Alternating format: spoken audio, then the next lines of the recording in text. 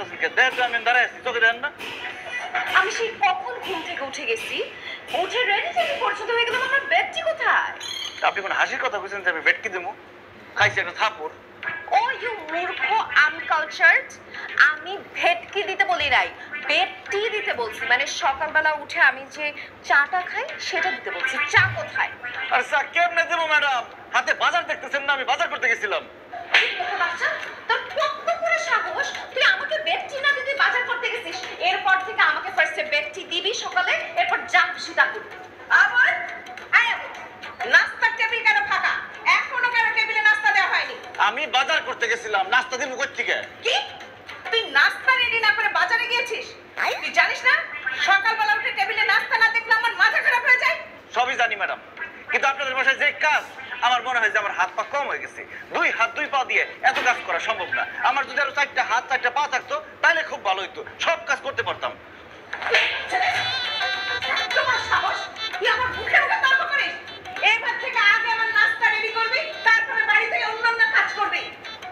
আবুল, এই আবুল বলছে, এই কথা বলছিস তো বল। এই আমার জুস কই? জানোস না আমি ঘুমের থেকে ওঠার পর আমার জুস লাগে? আমার জুস না দিতে কই গেছিলি? স্যার আমি অন্য কাজে ব্যস্ত ছিলাম, এই জন্য জুস দিতে পারি নাই। জুস না খেলে কি হয়? হ্যাঁ? জুস না খেলে কি হয়? এই, এখন আমি কি খাবো? আমি তোর মাথা খাবো?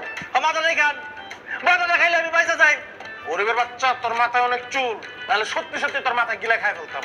স্যার, আমি হলাম কি আপনার বাড়ির দারোয়ান? আমার তো আপনারা সব কাজ কেন করান? রান্না বান্না করান, এই কাপড় চোপড় ধোয়ান, আবার বাজার করান। কারণ তুই দারোয়ান কাম কাজের ছেলে।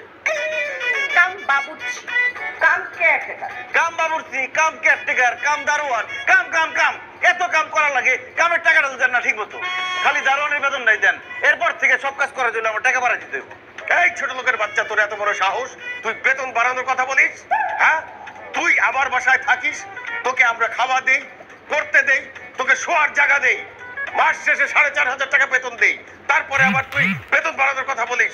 তোর তো খুশি হওয়ার কথা, তোর তো বলা উচিত গর্বের সাথে যে আমি বাসার সাহেবের বাড়ির কাজের লোক। রাইট ড্যাড, একদম ঠিক কথা বলছো। এই যা, এক্ষুনি আমার জুস বানিয়ে নিয়ে যা।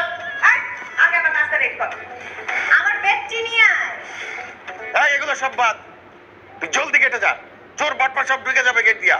ওরে আল্লাহ রে, একজন বলতেছে জুস দিতে, একজন বলতেছে বেডটি দিতে, আরেকজন বলতেছে নাস্তা দিতে, আরেকজন বলতেছে গেট ভাড়া দিতে। বিধি তুমি বলে দাও আমি কোথায় যাব?